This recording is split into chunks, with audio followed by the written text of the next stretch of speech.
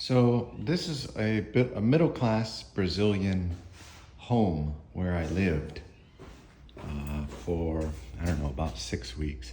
It goes back in there. There are a couple rooms. But as is normally the case, there are quite a few rooms that are not completely sealed off from the rest of, from the outside. But then there are a few rooms that are, and you can put an air conditioner in those, and he did. And in those, you can maintain a very low, really cool room for working, etc. Now, this neighborhood here, it's very close to really the best shopping mall. It's called Shopping Iguatemi, the best shopping mall in Fortaleza. So this is, you can ask the taxi driver, I can ask my girlfriend, my own knowledge. And this is middle class, classe média. You can ask them, and that's what they'll say. And so, what that actually means in Brazil is that they're more in the top 30%. They always call the middle class, and I noticed this 23 years ago, 24 years ago, when I first came to Brazil. Again, a long time ago, they used the same language, the same terminology to refer to the middle class, but it's not. Actually, these houses on the inside are okay. They're not that bad, and the neighborhood's quite safe. Although you can see that this road sucks. That road up there is fine. Okay, well, more or less fine. It's not as nice as we have in most neighborhoods in the United States, but it's acceptable, right? Whereas many of these roads in this particular neighborhood, you can tell that whoever did the development, there wasn't one company or something that took responsibility for paying for paving the roads. And so you'll notice that here is very nice and tidy, and they've got they've laid some tile, etc. Something mildly similar to a sidewalk in the United States. And that was done inevitably by the person who built this home. And then if you go over there, you might see the same thing, but it'll be a different color or different material because they're all kind of independent. And likewise, I'm not sure on that one. What I'm looking at there, the city might have done that because they had to put in that light.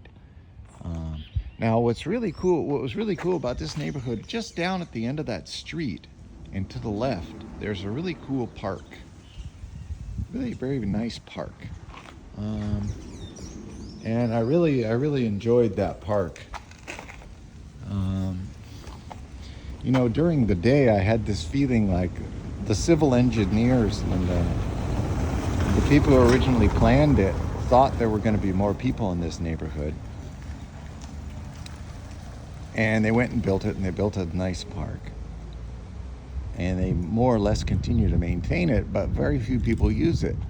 But during the later evenings, once you get past 6 o'clock, they do start to use it. But during the day, Brazilians just don't like to be out in the sun very much.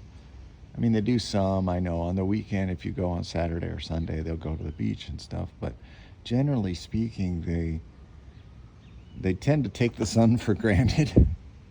Unlike someone like myself that's from the Northwest of the United States, it's very cold, it's very dark, it's very rainy.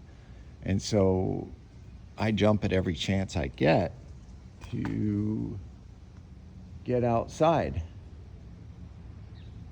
in the sun. So this place cost $1,000 a month. Nah, it was like $950 or something like that. It was $950, and it really, I didn't think, to be honest with you, it really wasn't that nice. No, it really wasn't that nice. And so this is in Fortaleza. It was kind of a bomb. There are three bathrooms, and here's a room. You can't, let me see, will the light work? It was not, that air conditioner works. There's a bathroom back there, and you come back here, and sure enough, they had that TV was awesome. That is really, you can't quite see, but it's actually quite a large TV. And that air conditioner worked really well.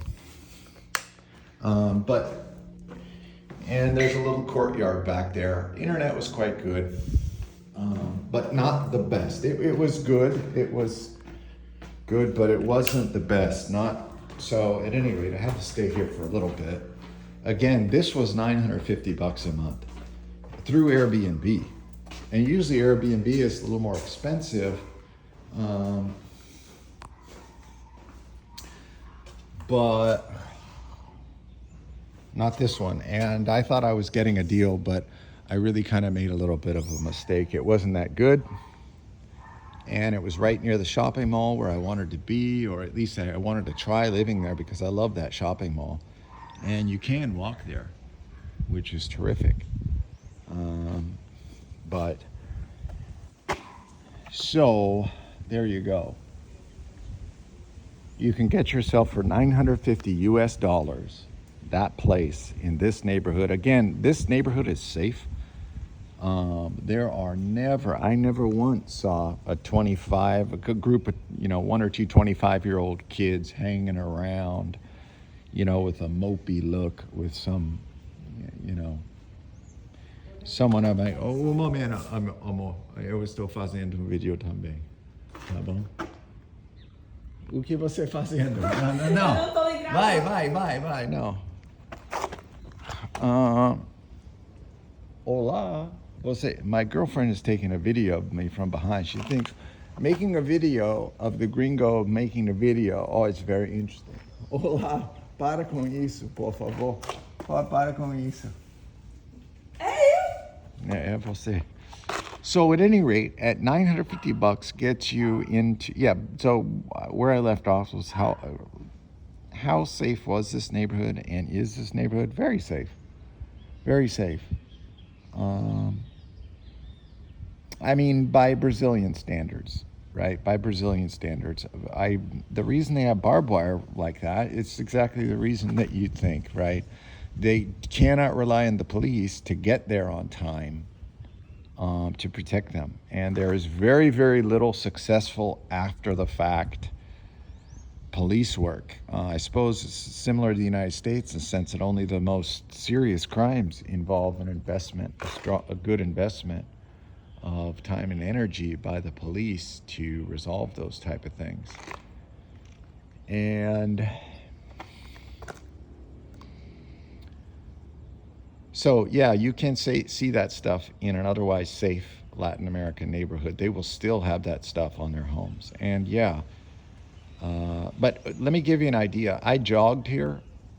I went jogging at least 2 times a week within kind of a mile radius of this place. Okay? And I would have a sense, okay, that